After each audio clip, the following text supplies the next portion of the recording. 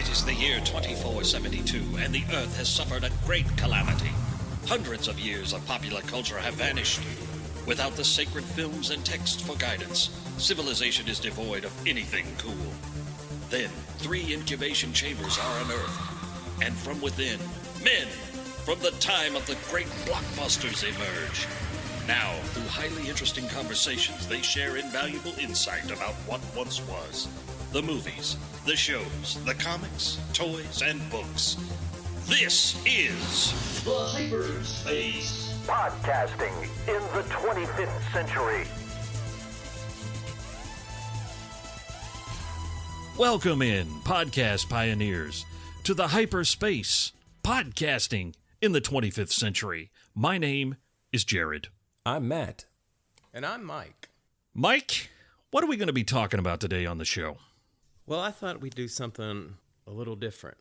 We've covered video games, movies, TV shows, toys, but one thing we haven't talked about, which I think is a big part, at least it was a big part of my life, and I'm assuming it was a significant part of your life, is music.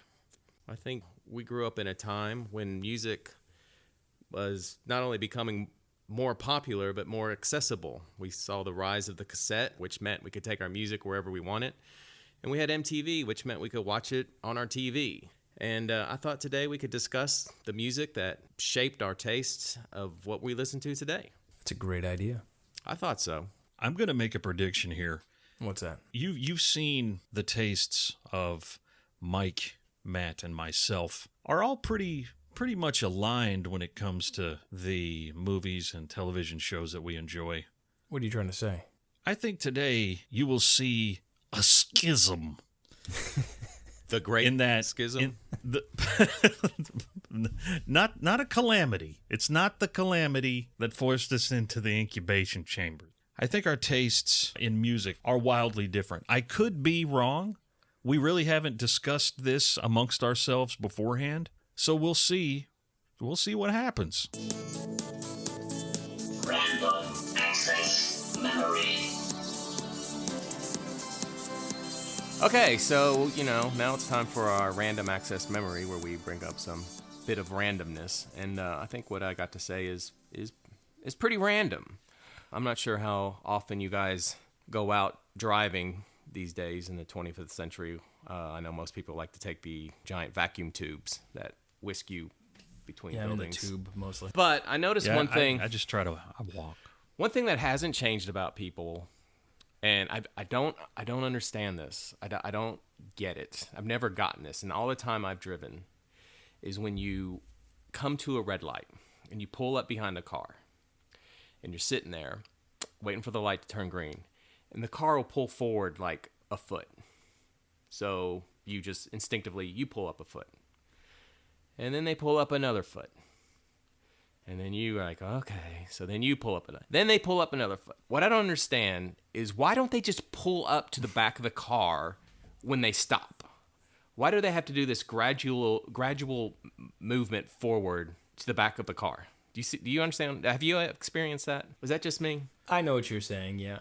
No, it's probably just you, but I kind of understand what you're saying. That doesn't annoy you to no end? Listen, the world... It doesn't really annoy me. What, like, the people world keep... can't be like The people keep pulling forward, you mean? Yeah, they'll stop. He's saying like people will stop in the space between the car, between them and in front. They still might have 10 feet, and they take the time during the red light to inch up another foot, and then inch up another foot, and then inch up another foot, and then the green light goes and they go. Right? Right, that's exactly it. Why don't you just pull up to where you're going to stop? Maybe they're nervous. There could be many reasons. What? I don't know. I mean, listen, the world can't be like Minority Report where everything goes at once, and listen, when a green light happens and you can see the green light and you're 13 cars back, how come it's a chain reaction to get going instead of everyone going at once at the same time? It just, Well, I've wondered that too. It just takes a long time. That too, but that's not as aggravating as because when you stop at the red light, you just want to stop, especially if you're in a straight shift, because that's when you put your foot on the brake, you take it off the clutch, you take it out of gear, and you sit there for a second. So then some guy pulls forward. So you call that a straight shift? Yeah. Yeah, isn't that what... Straight shift is another term for clutch or standard. So Then you have to put it in gear, push the clutch in, put it in gear, pull forward. And so it's like a process. Like, why can't people just pull up to where they're going to pull and stop and just stay there? Like, what is so hard about that? I've ridden in cars with Mike. Mike is an extremely irritable person. He many things irritate Mike, as this segment proves. But see, Mike will be driving down the street and he'll look at something and go, "Oh yeah, that's stupid." Why? Okay. He's just Mike. A lot of things irritate Mike, and this seems like something like right up his alley. I remember one time, I think we almost got in a fight because Mike had to make some comment to a guy blasting rap out of his car on the way home from a movie. He's like, "Hey, can you hear it?" And the guy was like, one of those kids in a '96 Civic with neck tattoos. And I was like, "We're gonna get shot." No, I just wonder if you can hear us. That's all I'm doing. There's an old saying. It says, if you think that everyone is an a-hole, chances are you're the a-hole. I didn't say I thought everyone was an How many a-hole. I times a just week- don't understand why. That seems like a simple thing. How many times a week do you think, listen, driving to work 5 days a week, do you think this is something you get irritated with every day? Is this something I get irritated with every day? Yes. Well, yeah, mostly. Because, like I said, when I stop, I just want to stop. I just want to stop. That's all I want to do. I just want to stop. I don't want to keep... Why do you feel then Have why you ever thought about getting out of your car and talking to the person in front of you and just finding out what's He Hey, probably just out, has of, done it. just out of curiosity, I mean, there's all this space here. Why didn't you just use that in the first place? Also, you know what else gets on my nerves? Here's another thing that people do that get on my nerves. Is when you're coming up to a traffic light, the light is green. The light is green. It's green. You can see it's green. You can see you can see from a pretty good distance away that it's green. But people, like when they see a traffic light, they have that instinct to slow down. You ever see that? Like they'll come up on a traffic light and they'll just instinctively hit their brakes. And you're like, "It's green.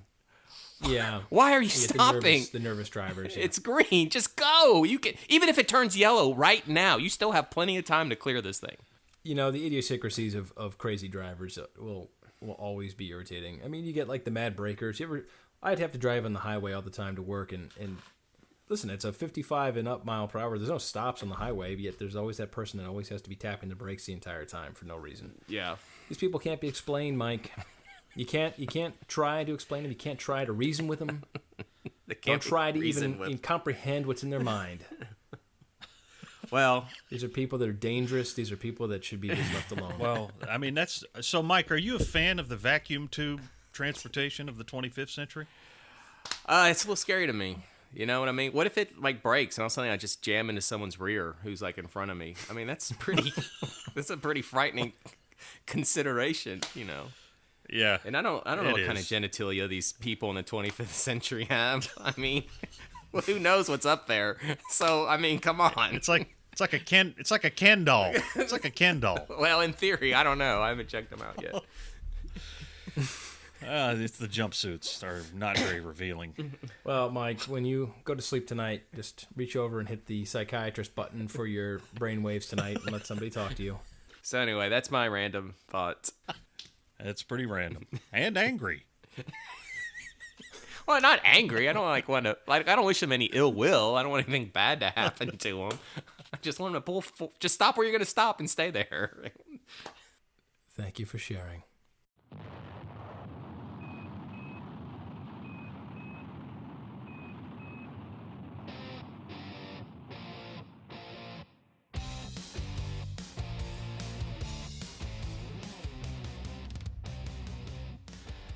Guys, once again, I have to reference the century we're currently residing in. And I don't know if you've noticed, but the music is pretty shoddy. It's pretty bad. What I've brought to the topic today is I have a sampling of one of the top 10 hits that's really currently popular right now. Matt, could you roll that for me?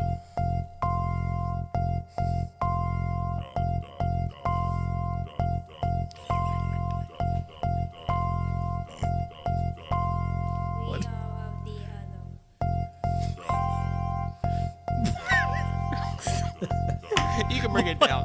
What is this? What is this travesty? That's like the #1 hit right now. Haven't you heard that? No, That's we'll a see. big song right now. Remember, Well, it's funny because when I'm dreaming in my 25th century bed, that's piped directly into my brain waves. So I am hearing that Listen. at night. I rely on my MP3 player for my 21st and 20th century songs. I try not to consume the media of the 25th century. Well, I just thought it was important for the people who are listening to us To know what we're subjugated to. We're really going to have to bring a reverse Bill and Ted on them, aren't we? We're going to have to re-educate them about music. yeah, I think so. Oh, man. Anyway, I guess I'll start with Yeah. my earliest memories of music. Tell us that, Mike. Well, I think I got pretty lucky, and my parents listened to some pretty cool music. My earliest memory of listening to music was my mom. I think she'd bought these 8-track Elvis Presley tapes through the mail back when they did that. And I remember standing in the living room dancing to Elvis Presley, and she just thought that was just the best thing ever. And then from there, they got like a really nice stereo system, and they bought like a Beatles greatest hit double record set, and I used to listen to Electric Light Orchestra, and that's music I still listen to now, especially Electric Light Orchestra. So that was the music that my parents introduced me to. And then of course there was the stuff on the radio. The first album I remember coming out that really I wore the cassette out was Def Leppard Pyromania. And everyone in my neighborhood had that cassette, and we would just listen to it non-stop. Like, I had like a crappy little cassette recorder, and that's what I used to listen to it on, like, ad nauseum. Did you have one of those tape recorders that all kids had in the 80s? You know, with the rectangle? Yes, that's exactly what it was. I think it was even GE. I think it was a GE where you product. You could always record yourself and amuse yourself with that Man, for hours. I tell you, Yes. you had it good. I tell you, that was some good Yeah. tech back then. Well, I eventually got my own portable stereo, but I started out on the cassette, the little cassette. But you know what? That thing was like, an iPod to me. Sidebar, Mike still has that and still uses it. No, that actually is gone, long gone. Yeah, but you miss it. I do miss it. When I was a kid, I don't remember my parents playing a lot of music. I don't remember a lot of music really before 5th grade. I think like 1984, 85 is when I really started to pick up on music, because with MTV bringing it to everybody, it was such a force. And I really remember the first kind of music that I really clicked into was Michael Jackson, Thrillers, the first real thing I really when I think back on the earliest music that I can really remember and get behind, that's the music I remember is that Thriller album, because it was everywhere. I was into Thriller too. I liked it, but and it was funny because the album that kept the Pyromania album from being the #1 album was Thriller. Oh yeah. And then years later, when Hysteria came out, the album that kept it from being #1 was Bad. Well, Def Leppard was like constantly dogged by Michael Jackson. But some people were if they had older siblings, were lucky enough to be exposed to music by them, or to, like you said, through your parents. But I really feel like I was a little late in the game for the music. But it was MTV that really was that kind of that super force back then. It was an interesting time when MTV hit the airways. It really changed everything about music. I mean, it was unbelievable to be able to see these people and really for the first time really put a face to the sound. It was a pretty neat time, especially with Michael Jackson back then. Do you remember the first video? I can remember the first video I ever saw on MTV. What was it? We got cable, and we didn't even know MTV existed, but my mom was like, oh, and there's this channel, and all it plays is music videos, and it was Burnin' For You by Blue Oyster Cult. It was the very first music video I remember mine. It was Dire Straits, Money for Nothing. 100%. I can't get that granular with it. I think the first one I remember really caring about was Thriller, because you wanted to see it and you waited to see it. It was like it was an event, and I think at one point they even told you when it was going to be on. Yeah, so you could tune in and watch it. So that's my probably earliest memory. But I think my musical tastes were kind of formed in what I didn't like. Because as a kid in the 70s or 80s, if you're in your parents' car, you were a prisoner to what they were listening to. Sure. And, this was obviously long before every kid had a device and earbuds and could just block out the world when they're in the car, like my daughter does. So, yeah, I was pretty much a slave to what my parents were listening to, and that was country music. And I knew from an early age I did not like country music. Now, they would occasionally switch it to the oldie station, which was like 50s and 60s stuff, and I liked that better just because it was, peppier and more up-tempo. But I knew early I did not like country. I'd never liked country either. However, when I was young, one of my very favorite songs, and my parents even bought me the 45, was Charlie Daniels' band, Devil Went Down to Georgia. And I'll tell you now, that song still rocks. That's a good song. Sure. Now, did that have the son of a bitch or son of a gun on it? It was the son of a gun because it was years later when I heard the other version, and I was kind of shocked. I was like, oh, okay. So that's the one they played on the radio. The clean, obviously. the one they would call the clean version. Yeah, on the radio. When I'm thinking back to my musical history and my listening history, MTV, of course, was a big part of it. But I didn't have a cassette player until probably about like 7th grade. So what I had in 5th grade in 1985 for Christmas, I got a Sony Walkman, but it wasn't the cassette player. It was just like the radio. So all it was the radio. You could tune it to your local FM AM. And I know this is going to be a shameful statement, but what I used to do was every Sunday I would wake up early, probably around like 6 a.m. as a little kid, and I would put on my headphones and I would tune to whatever station it was, and I would listen to the Casey Kasem Top 40. Casey Kasem. And I did. I listened to from 40 to 1. And did he do a dog dedication? I never did the dog dedication. Perhaps we should find that clip and let the people hear it. Okay, I want a concerted effort to come out of a record that isn't a up-tempo record every time I do a death dedication. This is last time I want somebody to use his brain to not come out of a record that is that's up-tempo, and I got to talk about a dog dying.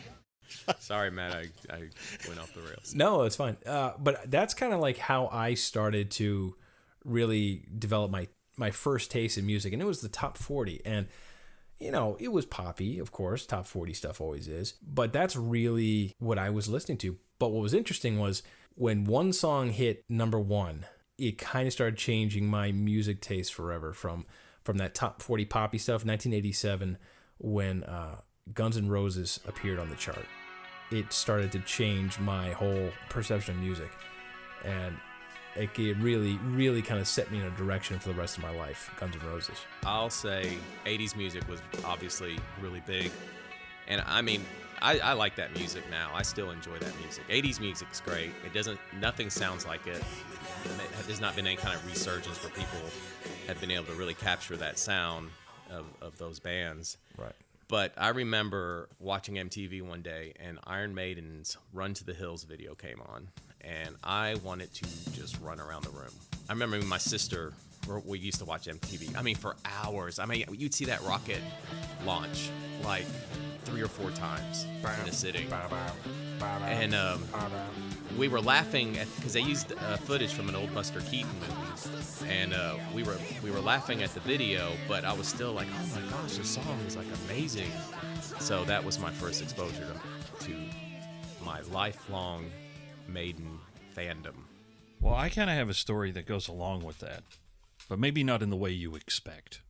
In furthering my music education by exposing myself to stuff that I don't like, when I went, I'd say I first started to form a musical taste probably when I got into middle school. And me and Mike both grew up in Knoxville, Tennessee, and I went to Northwest Middle School. So Mike probably knows where that is. And in middle school is when you start to have the division of cliques. People start to separate out and find who their friends are.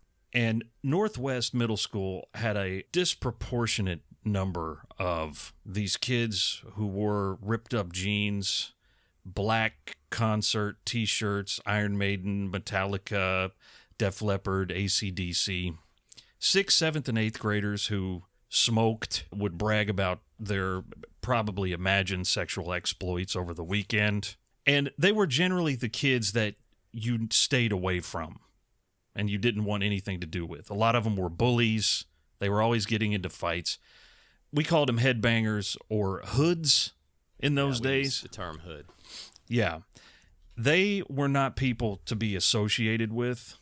And having MTV, I would see these people I had seen on their T-shirts on MTV and associate that music with those people. I just really had an intense dislike of all of it, which probably pushed me in the direction I eventually went, which was polar opposite of that kind of music. My friend Al, who's my lifelong friend, I've known him for decades. We went to church together. He gave me this cassette called Rap's Greatest Hits.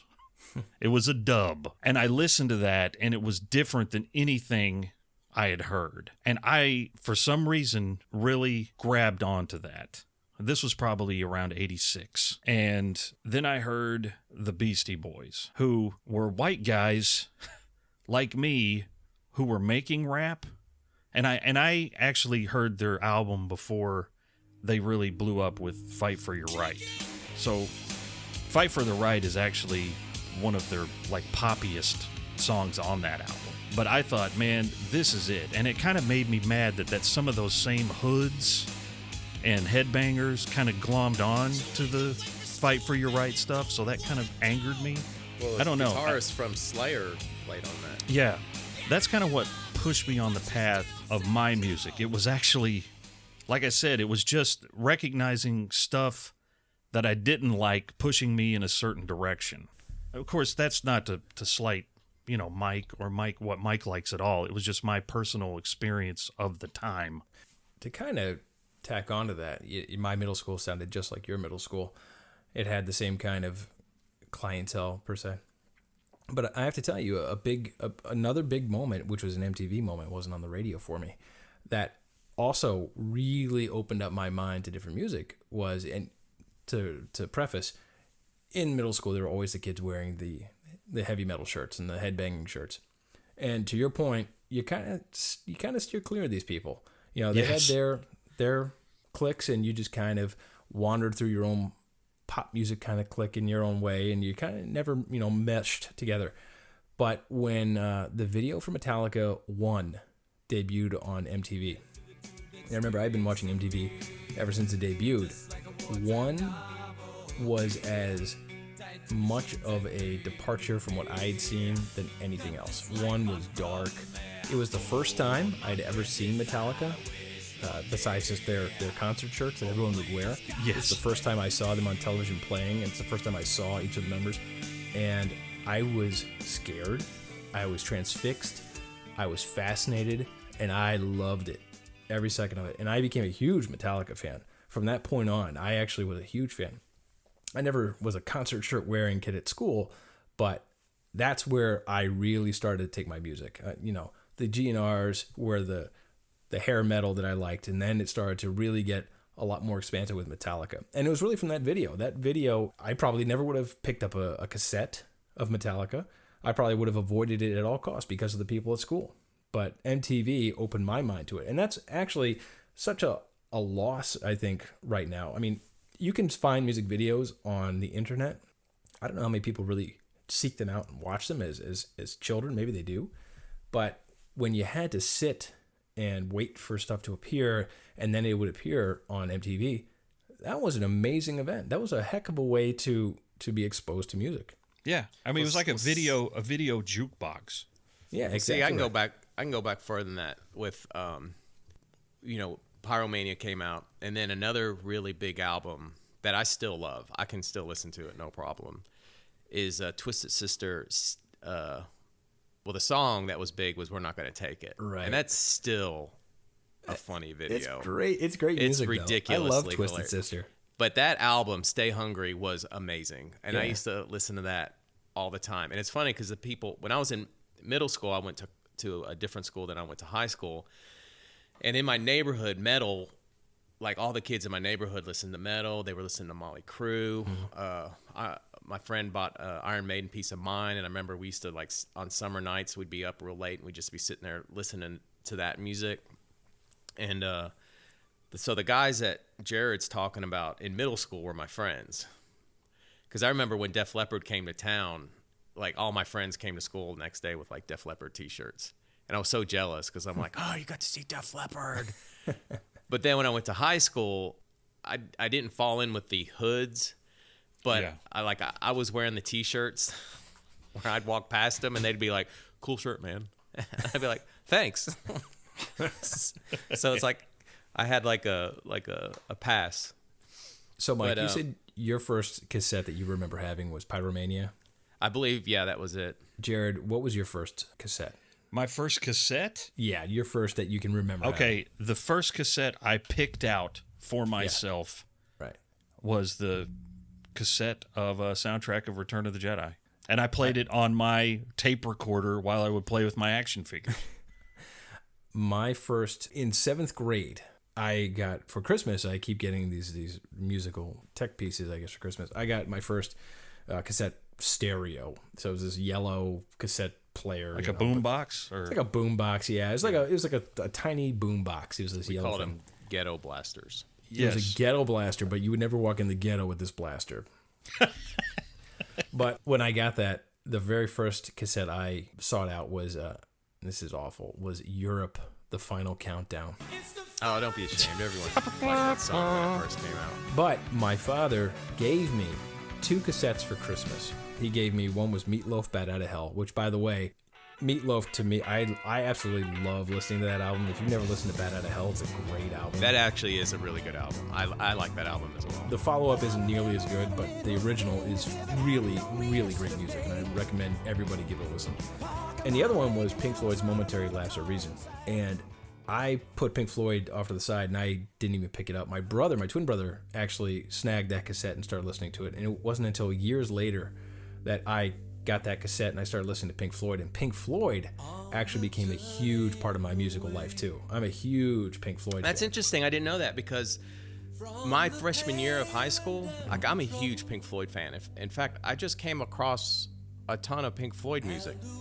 But when I was in high school, my freshman year, I listened to The Wall like every day. Sure. Like, I listened to one side of that album. I had the album. And I had that album like almost memorized. Yeah, me too. I don't think there was a day that went by in high school I didn't have some Pink Floyd playing at some point. Actually, and Momentary Lapse was great. I remember when that came out because, it was the first one without Roger Waters. Right. But now I still think Momentary Lapse holds up. I think it's still a great album. Yeah, it's a great album. I mean, there's a lot of really good stuff from Pink Floyd. My favorite album from them, actually, a lot of people don't know about it. It's called The Final Cut. Yeah, that's a good album. The Final Cut is, I think that's Roger Waters' last album, actually. Yeah, it was going to be a solo album. Right. But and they opted Jared, to record it as a group. It's an interesting album to listen to, even if you don't like Pink Floyd, because what's really fascinating about it, Roger Waters kind of tells the story about his father in World War II. And kind of what became of him and what became of his family and what became of him because of the events of World War II. So it's an interesting kind of sub-listen just to test out and listen to some really interesting lyrics and some really great music in there. The last one, I actually bought a Pink Floyd album. I bought the Division Bell in the early Love 90s. the Division Bell. Great album. Great. In fact, dare I say, it's probably the last great thing Pink Floyd really collaborated on and put out. It pretty much is the last thing they did. Yeah. They did that one last album. Right. That was it. The Division Bell stands up there with all the great Pink Floyd albums. In my High opinion. Hopes is one of my all-time favorite songs. Yep, it's a great song. But Pink Floyd was a huge part of my my high school years. Not my middle school, but my high school. Big man. Yeah, Sorry. it's great. No, it's great, and I really took that into college. I mean, Pink Floyd today is still some of my favorite stuff. I love Pink Floyd. Well, I think for me too, and I think where my tastes developed is that's progressive rock, and I really liked ELO, and that was kind of progressive, Plus, it had like that film score sound to it, and then you listen to Iron Maiden, and it was more songs, but they had a lot of the changes in it. It was a little more progressive, and Metallica definitely early stuff is, progressive, and I guess the point I'm trying to make is that's the kind of music I'm drawn to. I'm not real fond of like seeking out the easy, simple. I don't want to say that like sound pretentious, but I like it with some meat on it, and also based on like listening to Twisted Sister and Maiden, and like I like a lot of my music fast. Sure. Hey, look, there's nothing wrong with a little poppy brain sugar music every now and then, but it's nice to be able to really get into it and really get lost in some good stuff. Well, listening to you guys talk about this kind of music, now, just based on the kind of music I was listening to, this is not stuff that I could ask my parents to buy for me, nor, I couldn't go, hey, will you drive me to Kmart and let me pick up this NWA album? Because that was never going to be in the cards. So what happened was I got into this group and everybody was doing this, dubbing tapes. Oh yeah. You get the dub. So I amassed quite a collection of this stuff and never bought it. And my parents they really didn't let us watch MTV of course we did when they weren't home or whatever, but it's not something that we sat around in the evenings and watched together, So I'm usually, most of my middle school years were spent sneaking my music, watching MTV when my parents weren't home, and getting these dubs of gangster rap from my friends at school or church, ironically. So, but as far as the music goes, the stuff I was listening to, what appealed to me was they all had a chip on their shoulder, like a big chip on their shoulder. And I kind of did too, and this all comes out of middle school, because it was like me somehow getting back at these headbangers, because I knew they hated this music. And the fact that I liked it. Did. Yeah. And the fact that I liked it and, not many other people did, I really latched onto that. And that was what really got me listening to that music, and then just deeper and deeper into it as I got into high school. Yeah, I got to take take us down a rabbit hole on this one. You mentioned all the dubs, and it's kind of funny. It's something that kids today will never have to worry about. Putting 2 tapes in, transferring it over, or how about you both did it, of course, making a mixtape or just recording your song off the radio. The radio cassette was an event. You had your cassette ready to go. You're sitting right next to the player, ready to hit that pause button. Exactly. The pause was on. The record was on. You had to unpause it. And when the stupid DJ would talk over the beginning or the end of the song. That's right. And you sat there you'd stand there for an hour saying, I know the song's coming. And I haven't played it in an hour. And you wasted a whole hour of your day, 2 hours of your day to get one song. And then, to your point. 3 songs to show for it. And then sometimes you get a good clean in and you'd be excited. I got this damn song. And then with 30 seconds left, the DJ starts talking at the end and ruins your take. You're like, what is going on here? But that's how you would get songs to listen to if you didn't own the album and you didn't have friends to dub it for you. You had to wait on the radio and you had to get it yourself and record it. And if you got lucky, you got a nice clean recording. But then you'd have to settle sometimes for just a DJ chatter about Rhonda wants to make a shout out to her boyfriend in 7th grade. Weather reports occasionally. Weather reports. But yeah, so that's how we did it. The struggle was legit. And, I stayed away from high speed dubbing because you got the hiss. You got the hiss in that if you did the high speed dubbing. Oh man, listen, I didn't have the double cassette till high school. I was rocking a single cassette in my middle school room, and it was really. When I first got that double cassette, that was like I was like getting a new car. I was like, huge. Yeah, the world is mine. I still have my double cassette record. I bought it when I worked at Burger King. I saved up and bought it. Instead of have it. Instead of I still use it. I've still used it. No, it was after I drove because I didn't have a cassette player in my car. Oh yeah, we talked about this. I would put it in the back seat of the car and listen to music. Yeah, so you were sidekicking. I still have it. I was out working in the yard the other day, and I took my old portable stereo and hooked my iPod up to it and was listening to music. Nice. You know what's great about cassettes? You'd leave them, especially when in Florida, you'd leave them in the car forever, and the good summer heat would inevitably warp your tape. So your great 1986 or 87 Europe, the final countdown started to sound like... Well, you know, I made a post about this on Facebook a while ago. I saw a broken cassette that somebody had thrown out of the car, and you know, it just was a long ribbon that was just flowing like a giant snake in the road.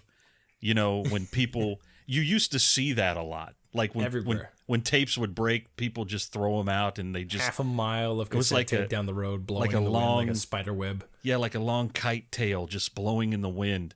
And I saw one just a few months ago, and I was like, it was like seeing a prehistoric creature from another age.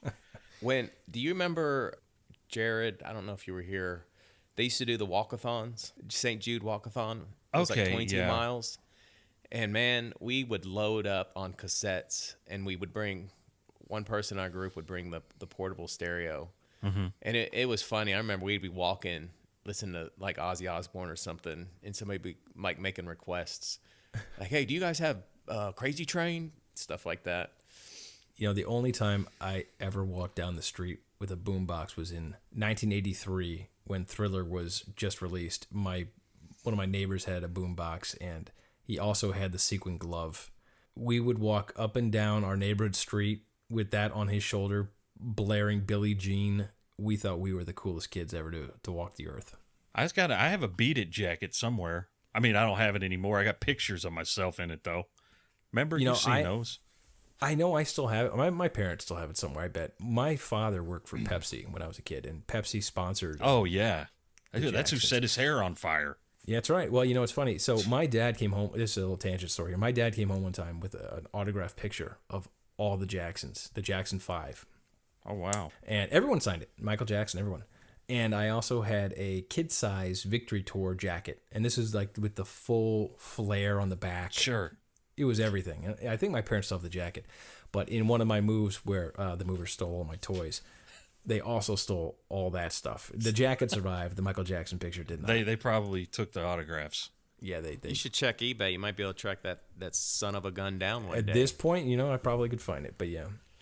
But yeah, every kid was wearing that sequin glove at the time. Well, back on track to what we were, like Jared was talking about, what motivated his musical tastes. I mean, I guess for me, growing up in the neighborhood, I think the thing with metal is I like the energy. It has a lot of energy, but also it was stories in the songs. And that was the one thing I always hated about pop music, because they were singing about girls and stuff like that, and I thought that was stupid. I remember when I got my first exposure to thrash metal, and it wasn't Metallica. A guy at school who I used to talk to had an Anthrax cassette for Among the Living. And he goes, well, here, you want to borrow it? I said, sure, I'll borrow it. And I took it home. And I'll never forget, I put it in the cassette player, and the first song was Among the Living. And it starts out with like a bum, bum, bum, dun, dun, dun, dun, dun, dun, bum, bum, bum. And then it breaks into like the speed where it goes dun, dun, dun, dun, dun, dun, dun, dun. And I literally like started just jumping up and down in my bedroom. Like, it was just like, what is this? This is a lot better than Girls. Insane. It was more interesting. But anyway. Oh, man. I mean, they were singing about Judge Dredd. Matt. Judge Dredd. You know, that was my first exposure to Judge Dredd, was through Anthrax. I listened to a lot of music, but I don't think I've ever listened to any Anthrax. Oh, I should pick it up and check it out. I got hooked. And then Metallica. When I first heard Metallica, I didn't like it. Then one came out, and I bought Injustice for All, and then I was hooked on that, and then I got into Megadeth. And I think of all the metal bands from then, Megadeth still holds up. The thrash metal bands, I should say. Yeah.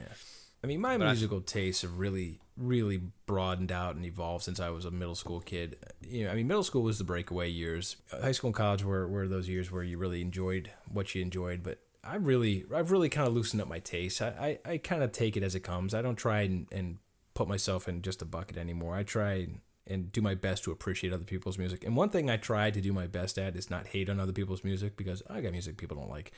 It's my tastes aren't everyone's taste, and That was there's a a lot big of people thing. that really hate on other people's music. And If you liked metal, that was the attitude. You really had that I hate your music yeah, attitude. I just try It and was stay away like from you were that. really obnoxious. I mean, I can't stand some of the stuff that's out, but you know what? My wife likes her own stuff, and my kids are gonna like their own stuff, and I don't want to be that dad that hates on their kids' music. That my music was better than yours.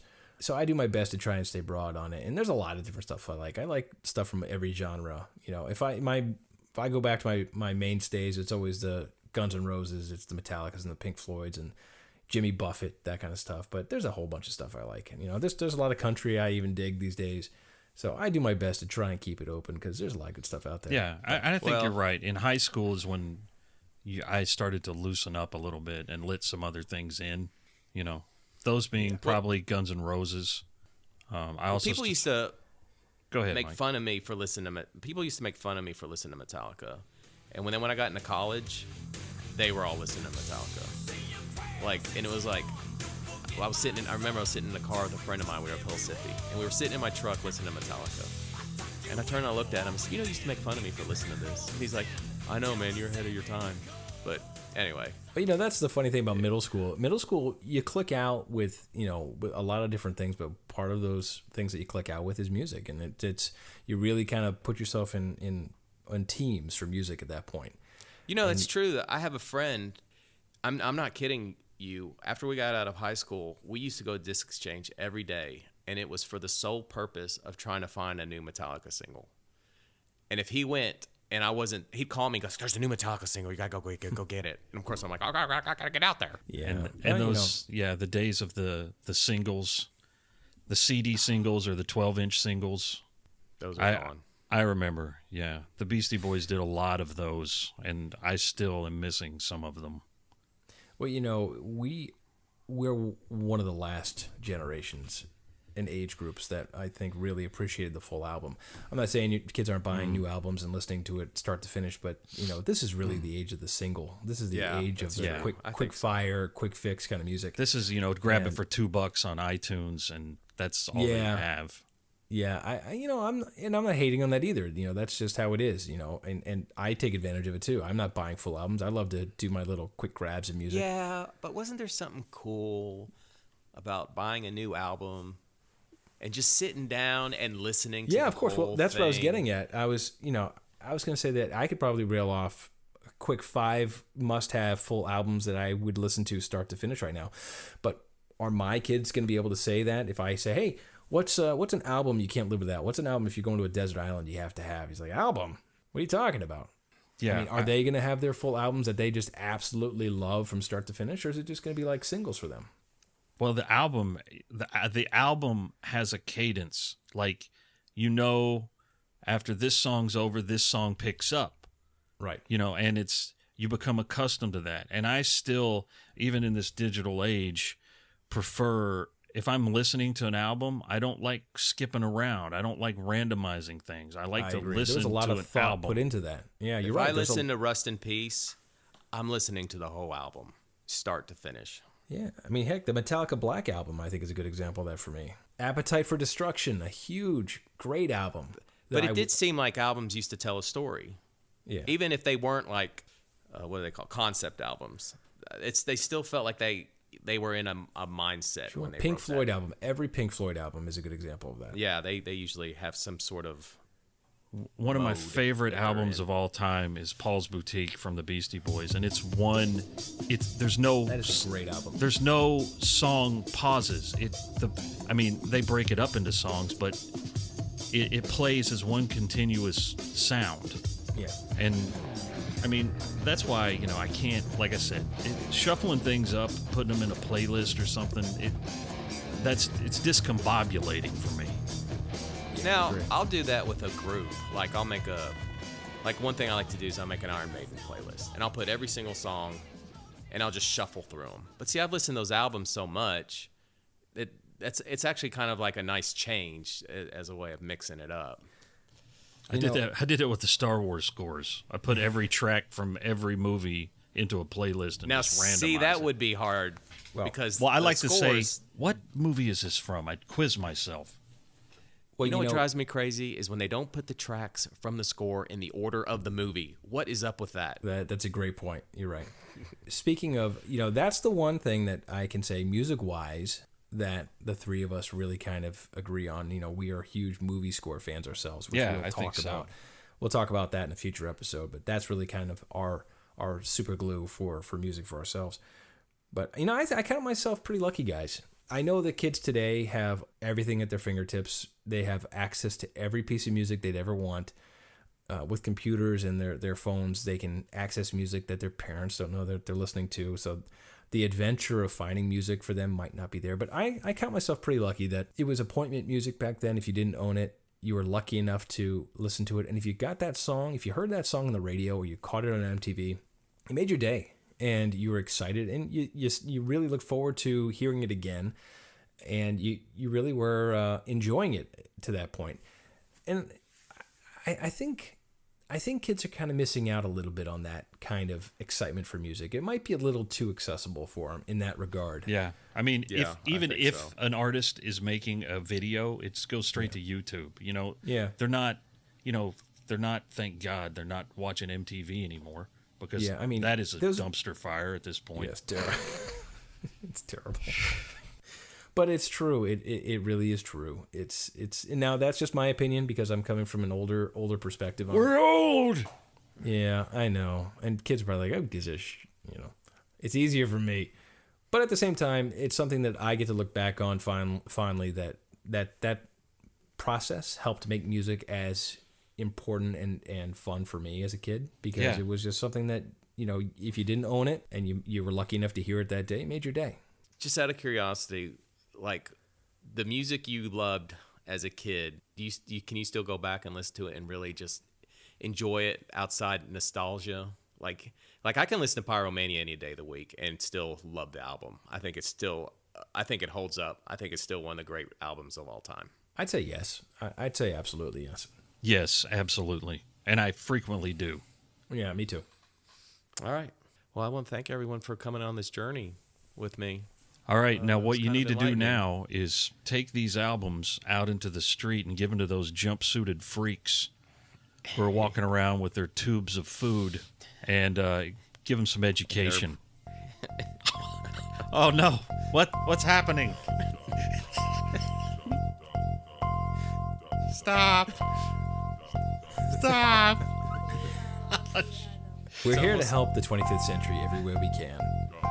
And bringing back our music to the 25th century, it's probably one of the better choices we can make. Definitely. Absolutely. Don't ever play that again. All right. Thank you for joining us on this musical journey into the hyperspace, podcasting in the 25th century. Mike, I think you picked a good topic this week. Well, Jared, if I can somehow stop the noise that's being produced to these poor denizens of the 25th century, I think we would have done our part to help this fledgling culture. Absolutely. It's okay. Listen, grab your cassette, throw it in your boombox, put it up on your shoulder, and join us down musical memory lane. It'll be a bumpy ride, guys, but we'll get you through it here in the 25th century. You know you can't live without this content, so subscribe to The Hyperspace, podcasting in the 25th century. Follow us on social media, leave us a review, and join us next time as we take you into the 25th century.